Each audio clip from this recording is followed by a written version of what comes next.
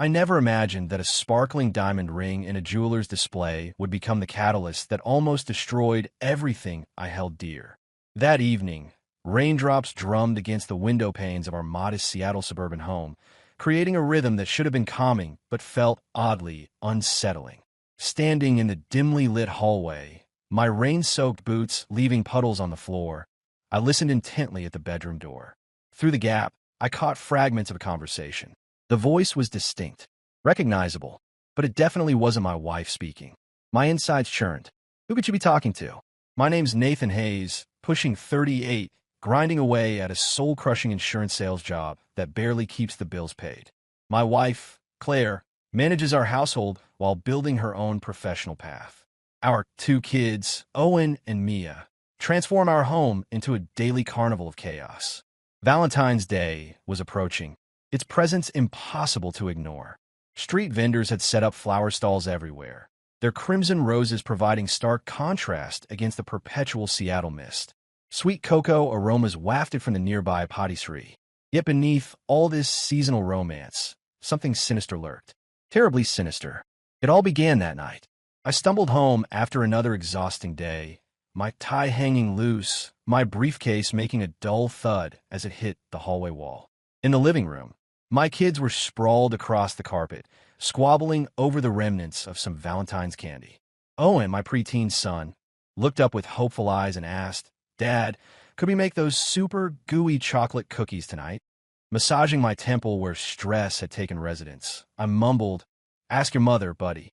Claire was in the kitchen, elbow deep in dishwater, her once neat ponytail coming undone. I called out, "Claire, think you could make the kids some cookies?" She froze, water dripping from her hands, and whirled around. Her response came sharp as broken glass. "Not tonight, Nathan. I got a deadline tomorrow, and I'm barely staying afloat. Can't you see that?" I shrugged it off. Everyone had their breaking points. I directed the kids toward the pantry for some granola bars and sank into our weathered couch. Then chaos erupted. A resounding crash echoed from the kitchen, followed by Mia's startled cry, "Watch out, Mom." I bolted upright, heart racing, only to find Claire staring daggers at a broken coffee mug scattered across the floor. Her voice cracked with tension. "Owen pushed me. This is his fault." Owen immediately protested. "No way. I wasn't even close." I intervened, tried to diffuse the situation. "Everyone calm down. Kids, go find something else to do. Mom will take care of this." Claire's expression hardened, but she remained silent, reaching for the dustpan while the harsh sound of ceramic scraping tile set my teeth on edge. That's when an unsettling feeling began to creep in. After tucking the kids into bed, I was heading to our room when I caught it. A whispered conversation. I froze mid-step, my sock-clad feet making no sound on the hardwood floor. Claire's voice drifted out, strained but hushed. "Not right now, Evan. I need to figure things out." A male voice responded, too quiet to make out the words, but definitely not mine. My stomach dropped. "Evan, her ex from college. The one who dated her before me. Last I'd heard, he'd relocated to San Francisco and made it big in tech, or so people said. Why was he suddenly back in our lives?" I inched closer, barely breathing. The floorboard creaked beneath me, and I recoiled, my heart thundering. Claire's final words floated through the air. "I can't keep doing this much longer." Then silence. Call ended. I retreated to the bathroom, splashing cold water on my face and confronting my haggard reflection. Was there something she wasn't telling me? Was Evan trying to win her back? My imagination spiraled. I pictured Claire in some luxurious San Francisco apartment, sharing wine with him, while I remained here, juggling two kids and home repairs. Before we delve deeper into this twisted story, let me pause here. Are you following from rainy Seattle like me, or somewhere warmer? Drop a comment below. And if you're already hooked, don't forget to subscribe for updates. Because believe me, things are about to get even more complicated. I couldn't confront her that evening. My courage failed me, words trapped in my throat like molasses. Instead, I slipped beneath the covers, noticing her side had long gone cold, and stared at the ceiling's imperfections. Outside, streetlights flickered through Venetian blinds, casting strange shadows that mirrored my growing uncertainties. Her words kept echoing. "Sort this out. Take this. What exactly was this? Our marriage? Her life with me?" Come morning, she acted perfectly normal. A quick kiss on my cheek, coffee poured without hesitation, a casual request for eggs. But her eyes never quite met mine. That package, sitting there, San Francisco postmark glaring at me, didn't ease my mind. She grabbed it before I could look closer, muttering something about work. By lunchtime, I was coming undone. Work became impossible, fumbling through presentations while my supervisor complained about missed targets. I found myself scrawling Evan's name repeatedly on sticky notes, crumpling each one as if it could erase him from our story. The pieces were falling into place. Claire had been different lately. Her voice carried an edge. She'd sigh when I came home late. Was this the end? I thought about our life together. 2 children, monthly mortgage payments, that old Honda collecting dust in our garage. I'd made grand promises at our wedding. A scenic home, Napa Valley getaways. Instead, she got late nights and endless apologies. Perhaps Evan represented her escape route. Later that night, I caught another phone conversation. That hushed tone again. That name, Evan. I crept closer, my feet silent against the carpet. Her words drifted out. It's becoming harder to maintain this facade. I need you to handle it. Handle what? My hands clenched involuntarily. I wanted to burst in, demand answers, but remained frozen. Was it fear holding me back? Or maybe guilt? I retreated to the living room, where some saccharine Valentine's commercial played, showing blissful couples exchanging perfect presents. We weren't that anymore. Rain continued its assault on our windows, while inside I was drowning. Drowning in suspicion, in whispers I couldn't ignore. I needed truth. Was Claire slipping away? Was Evan the reason, or just my paranoid creation? One fact remained. Valentine's Day approached rapidly, potentially our last together. Action was needed. But what kind? The suspicions clung to me like Seattle's persistent drizzle, seeping into every crevice of my thoughts. Evan's name thundered louder with each attempt to dismiss it, like a stubborn splinter refusing extraction. Following that night's eavesdropping by the bedroom, I made a silent promise to mend things with Claire. I'd show up, demonstrate I still had life flowing through our marriage's veins. But the harder I reached, the further she drifted, and something dark was filling the widening spaces. The following morning, I discovered her in the dining room, bent over her computer, an untouched coffee growing cold beside her. Our children's voices filtered down from upstairs, debating ownership of the red marker for their Valentine's crafts. I placed some toast near her, mustering a smile. Listen, Claire, I ventured. I know work's been overwhelming. What if I took a day off soon? We could explore Pike Place, pick up some fresh flowers, make it a family outing. She stopped typing, her fingers suspended above the keyboard, and raised her gaze. Her eyes carried shadows of exhaustion. That would be lovely, Nathan, she replied, but I don't need future promises. I need your presence now. Her tone wasn't angry. It was fragile, like fabric stretched too thin. I acknowledged with a nod, my throat constricting. I understand. I'll make it work. She didn't respond with a smile, just returned to her screen, the harsh light deepening the hollows beneath her cheekbones. My eyes scanned the table. That San Francisco package had disappeared, vanished without a trace. My heart tightened. Where had she hidden it? What secrets was she keeping? Later that day, I called my supervisor, hoping to cash in some goodwill. I'd been slaving at this insurance position for years, putting in overtime, pursuing every lead. I reclined in my creaking chair, phone pressed against my ear. Greg, any chance for Valentine's Day off? Claire's been emphasizing family time. His laugh crackled through the line. Nathan, we're swamped here. Staff reductions left us stretched thin. Be grateful you're still employed. Not happening. I deflated, the phone slick in my palm. Grateful? More like trapped. When I arrived home, the scent of adhesive and sugar permeated the air, evidence of the children's Valentine's card-making session. Mia had decorated the staircase with handmade paper hearts, while Owen belted out a popular love song, his enthusiasm compensating for his lack of pitch. I spotted Claire in the recliner, her phone pressed against her ear, too engrossed to notice my presence. Her voice carried a sense of urgency, each word clipped and tense. Evan, I need this finalized soon. The weight is too much. I can't maintain this facade. My stomach clenched. I retreated behind the wall, my heartbeat thundering in my ears. Facade? Was she referring to our marriage? Peering around the corner, I watched as she ended the call, burying her face in her hands before extracting a delicate key from her jeans. She approached the bookshelf, inserting it into an unfamiliar locked box, and concealed something inside. The key disappeared back in her pocket. My mind whirled with possibilities. A lockbox, a mysterious package, Evan's name, recurring in her conversations. After she ascended the stairs, I crept toward the shelf. The mahogany box was compact, its lock taunting me with its metallic gleam. I attempted to open it. Futile. Without the key, it remained steadfastly sealed. Destruction wasn't an option. Not now. But my trembling hands betrayed my unease as I backed away. What secrets lay within? An escape plan? A message to him? Something more sinister? Sleep eluded me that night. Raindrops pounded against the roof, each house settling sound resembling an ominous signal. The image of that key glinting under the kitchen light haunted me. I shifted position, observing Claire's peaceful breathing beside me, her serene expression now seeming deceptive. The following day, I intensified my search. While she ran errands and the kids attended school, I examined her coat on the hall rack, searching the pockets. No key, no package, only a folded paper containing an unfamiliar number. Area code 415. San Francisco. My heart lurched. Evan. I hesitated to dial. Instead, I carried it to work, the paper burning in my wallet.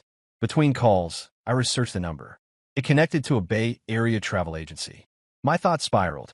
Was she planning an escape? With him? I envisioned her on a foggy pier, Evan's hand resting on her back while I remained here, alone in the rain. The image tormented me, refusing to fade. When I got home, the children were animated about their upcoming school dance, proudly displaying their glitter-adorned handmade cards. I managed a weak smile, but my attention kept drifting to Claire. She stood in the kitchen, methodically slicing apples for the kids' snack, each cut deliberate and distant. I attempted to bridge the growing chasm between us. Hey, I ventured I couldn't get Valentine's Day off, but we could plan something afterward. Maybe a weekend camping trip to Oregon? She remained focused on her task, her knife meeting the cutting board with rhythmic, emotionless thuds. Nathan, she responded flatly, I don't need camping plans. I need you present today. You're physically here, but your mind is always elsewhere. Her words struck like arrows. As I prepared to defend myself, her phone chimed. She snatched it hastily, suspiciously quick, and retreated into the pantry. I inched closer, lingering nearby. Her voice was barely audible. Evan, not right now. Nathan's home. Just proceed as planned. I'll manage everything. My knees weakened. Nathan's home. Me. She was concealing something right under my nose. I backed away, feigning ignorance, but my head buzzed with confusion. Proceed as planned. Manage everything. What did it mean? An escape strategy? Divorce papers? My fingernails dug crescents into my palms. After the children had drifted off to sleep, I sat alone in the darkness, watching the paper hearts on the staircase catch the dim streetlight. They were remnants of our first Valentine's celebration, when we were young, broke, and dreaming of our future together. Now, she felt like a stranger. My thoughts returned to that locked box, the key, and the mysterious number tucked in my wallet. Should I force the box open? Confront her? Follow her next time she disappeared? Outside, the intensifying rain muffled the city sounds, but internally, my mind raged like a storm. Claire's whispered words had transformed into a rope, dragging me toward an inevitable revelation, a truth that threatened to shatter everything we'd built. And it was approaching rapidly. Those whispers had become an undertow, pulling me deeper into uncertainty. Each secretive conversation, every glimpse of that locked box, constricted my chest further. Valentine's Day loomed over our Seattle home like an approaching tempest, and I was caught in its turbulence, craving answers yet dreading their implications. Just as I felt myself losing control, our children unexpectedly changed everything. It was a dreary Saturday morning, with rain casting a gloomy pallor over everything. I found myself in the basement, ostensibly organizing an old toolbox, but truthfully avoiding the tension upstairs. The kids had been bubbling with excitement all week about their school Valentine celebration, while Claire remained sequestered in her study, her laptop's persistent hum a reminder of her distance. I couldn't shake the echo of her conversation with Evan. Make it happen. I'll handle it. My fingers clumsily grasped a corroded wrench, my knuckles raw from the cold, when Owen appeared in the doorway. Dad, he said, you okay? You're looking pretty green. I attempted a laugh, letting the wrench clatter to the floor. Just tired, buddy. Tough week. He studied me with the sharp scrutiny only a 12-year-old could muster. Mia wandered in behind him, her wet boots creating squeaky patterns on the concrete. She perched on a nearby crate, legs swinging freely. Mom's being weird too, she observed, always locking her study door. Did you mess up again? My insides twisted. Her study door? That was unexpected. I thought the bookshelf box was her only secret. Now, there was another barrier between us. I rubbed my face, feeling the rough stubble beneath my fingers. Listen, I began, things are rough right now. Work's demanding, and your mom's under pressure too. Owen took a position against the wall, arms folded. Is it because of that Evan guy she keeps calling? My heart skipped. They noticed too. I gave a slow, weighted nod. Maybe. I'm not sure what's happening, but I think she might be done with me. The words sparked like electricity in the damp air. Mia slipped off her perch, eyes wide with concern. Done with you? Like leaving? No way, Dad. She loves you. She's just upset you're never around. Owen fidgeted with his hoodie drawstrings. You need to fix it. Like rekindle things. I stared at him. Rekindle? Where'd that come from? He grinned sheepishly. TikTok stuff. To show her you still care. Valentine's is coming up. Do something amazing. Mia brightened. Yeah, like that ring you made her before. She still talks about that. I sagged against the workbench, their suggestion resonating deeply. The ring. The memory had grown distant, almost forgotten. During our courtship, I'd fashioned a makeshift band from copper wire, embedding a simple bead and etched I love you with a rusty nail. Claire had cherished it until it warped, eventually losing it during a springtime walk. Could such a modest token really bridge the growing divide? I gazed at my children, their expressions radiating pure hope, and felt a tiny flame of possibility ignite. Okay, I conceded. We'll try it, but I'll need your help. We gathered in the basement's dim light, the space heater's gentle drone accompanying us as I retrieved a container of miscellaneous items. Owen selected a delicate wire strand. Mia discovered a crimson glass bead, and I collected a needle for engraving. Outside, rain hammered against the foundation, rattling the basement window, but our corner felt cozy, almost like a sanctuary. I shared stories while we crafted. The tale of meeting Claire at the downtown cafe, her accidentally spilling coffee on my coat, our shared laughter lasting until closing time. How we'd imagined a grander future, not this endless cycle of responsibilities and financial strain. The kids smiled, though their eyes held understanding. They yearned for our family's restoration.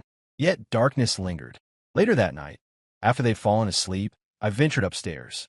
Claire's study light leaked beneath the closed door. I listened carefully. Initially nothing. Then movement. A drawer's distinct sound. Her voice, hushed but tense. Evan, everything's set. Next week. No going back. My heart raced. Next week. Valentine's Day approached. Was she anticipating our reconciliation, or planning her departure? I withdrew silently, my footsteps cushioned by carpet, but my thoughts thundered. What was locked in? I had to access that box, that study, her private world. The following afternoon, I took action. Claire was shopping, the children exchanging Valentine's candy at a playdate. Armed with a hairpin and determination, I entered her study, targeting the drawer she'd accessed previously. It yielded, and I searched with trembling fingers. No travel documents. No correspondence.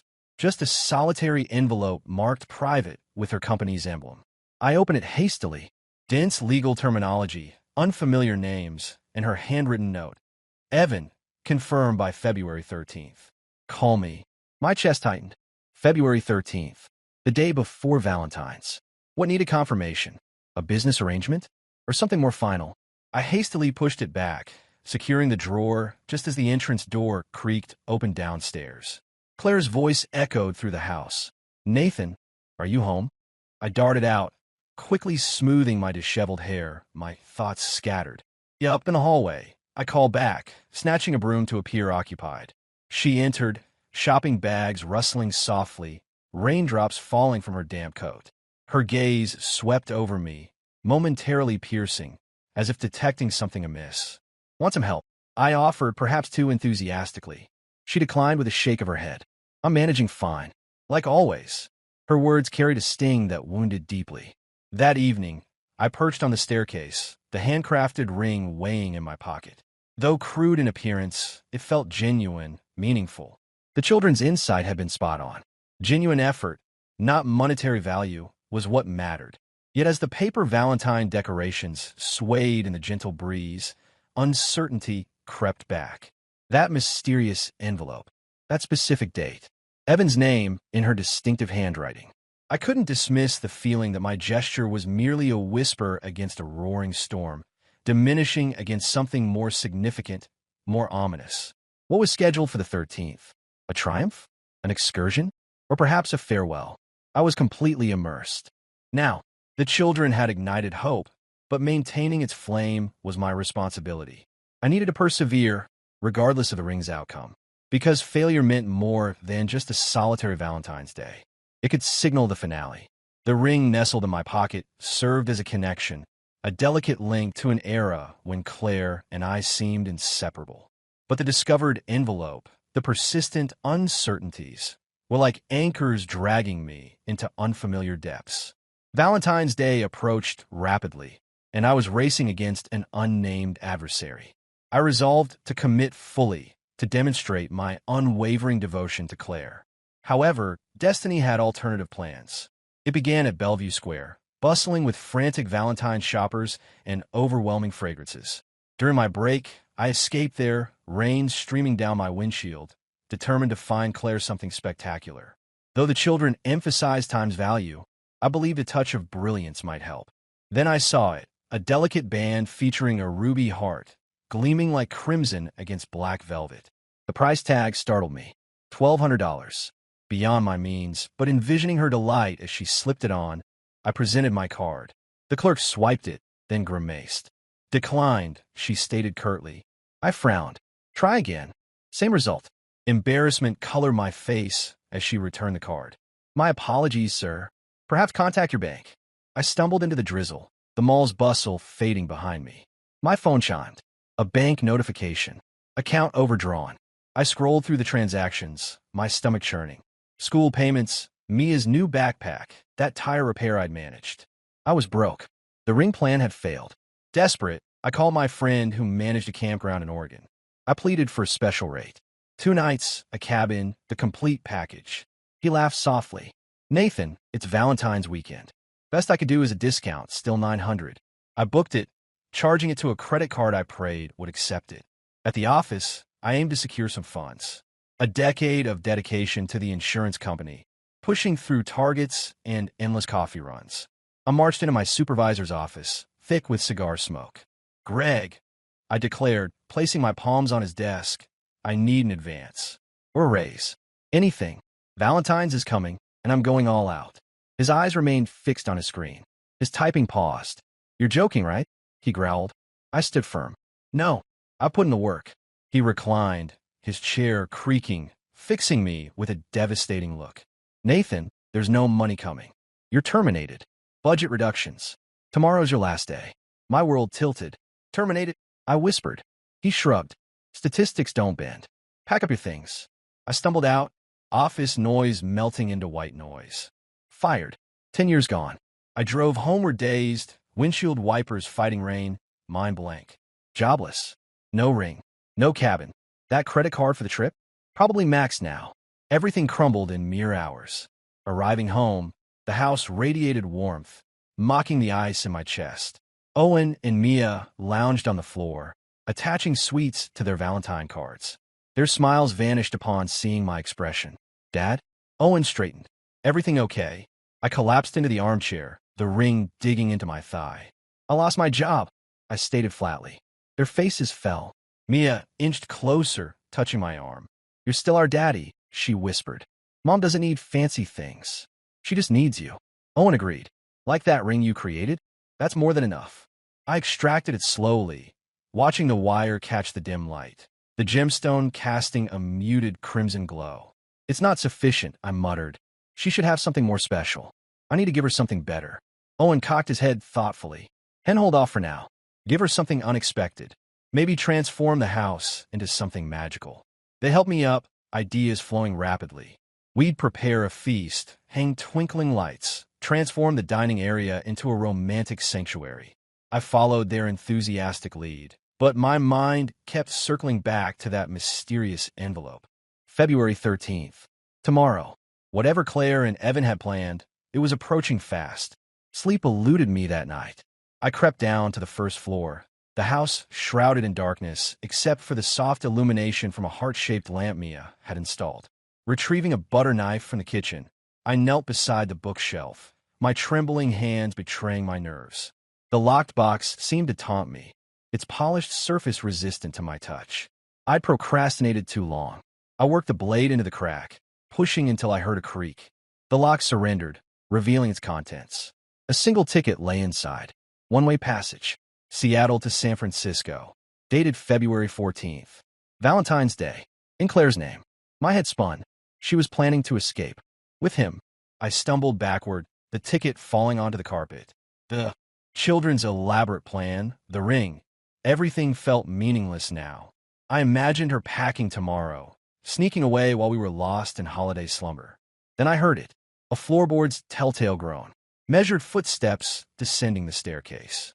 I remained motionless, hastily returning the ticket, forcing the box closed. Claire's silhouette appeared in the hallway, her disheveled hair framing her face, her eyes reflecting the lamp's gentle light. "Nathan," she questioned, her tone sharp. "What are you doing?" Rising slowly, knife still clutched in my hand, words failed me. "Just fixing something I fabricated." She advanced, her eyes fixed on a shelf. "Fixing what exactly?" She probed. The tension was palpable. She knew. I retreated, mumbling something about the lamp, then fled upstairs. My heart pounded as I slipped under the covers, the ring pressing coldly against my leg. She didn't pursue me, but I heard her movements below, shuffling, rustling. A distinct click. The box being secured? Or something else? I lay awake, staring into darkness, the ticket burning in my thoughts. She was leaving, and tomorrow, whatever she and Evan had orchestrated would unfold. I had 24 hours to prevent it. One day to win her back. But how does one battle an invisible adversary? The ticket tormented my thoughts throughout the night, a relentless specter I couldn't escape.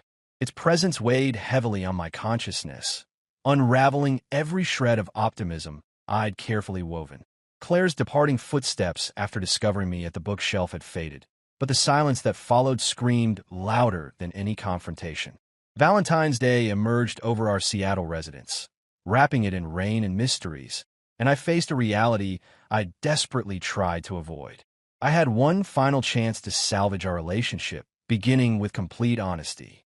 Dawn arrived gloomy and damp, children's voices floating downstairs as they searched for breakfast snacks. Sleep had evaded me, leaving my eyes tender, the handcrafted ring a cold reminder in my pocket. Claire moved purposefully in the kitchen, her words terse as she directed Mia toward the juice. I couldn't delay any longer.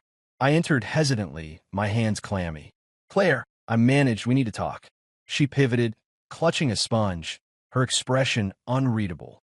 "About what?" she replied, her voice sharp. I forced down my fear. "About me. About us. I lost my job yesterday." Her eyes flickered with emotion, then gentled. "Oh, Nathan," she whispered, moving nearer. "Why keep it secret?" I shook my head as emotion surged. "Because I'm falling apart. I want to provide everything, as I promised.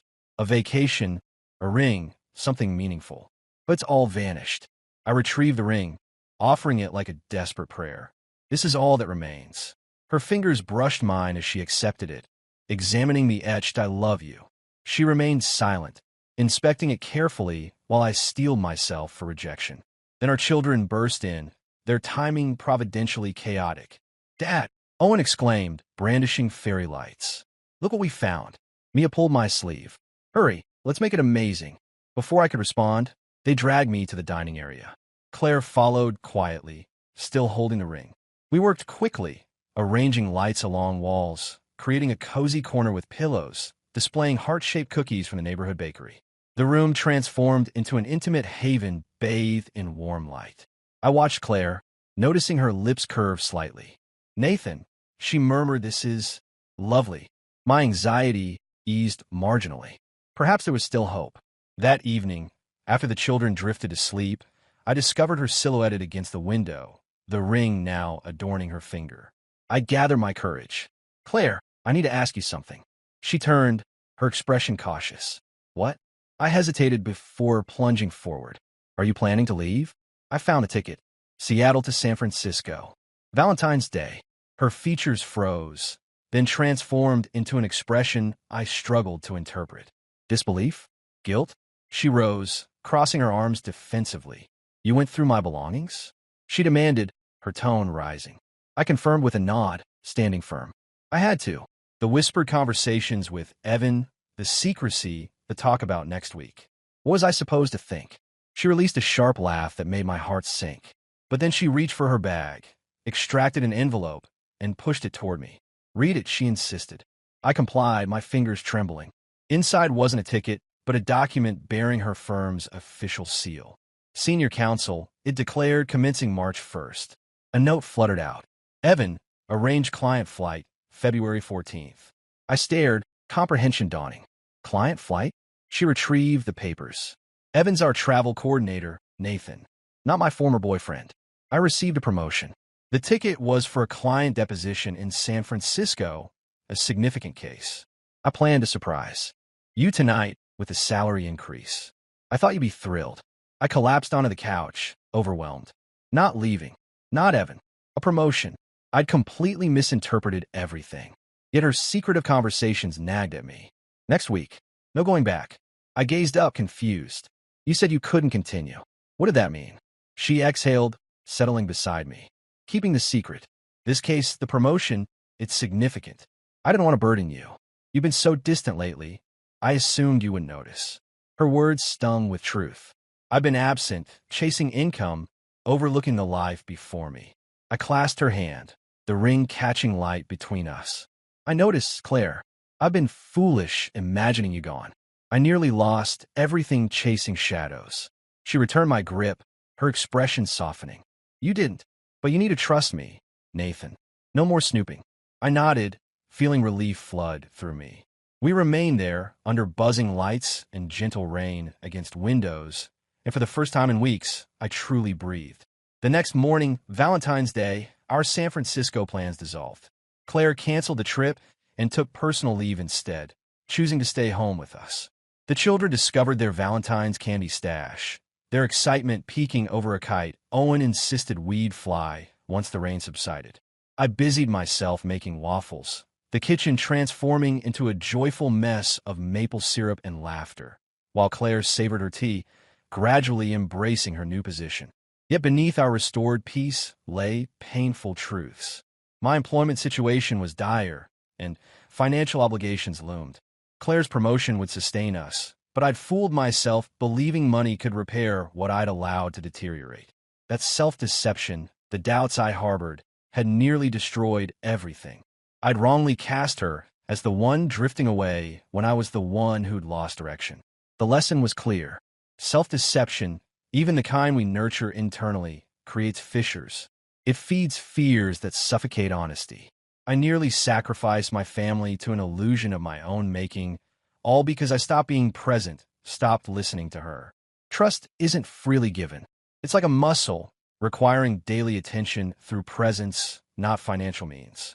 We're healing now, though the wounds are fresh. While unemployed and searching, I have them. That's what truly matters. Our story concludes here. Did the ending meet your expectations or surprise you? Share your thoughts below. If this tale resonated with you, remember to like and subscribe for future stories. Thank you for joining us.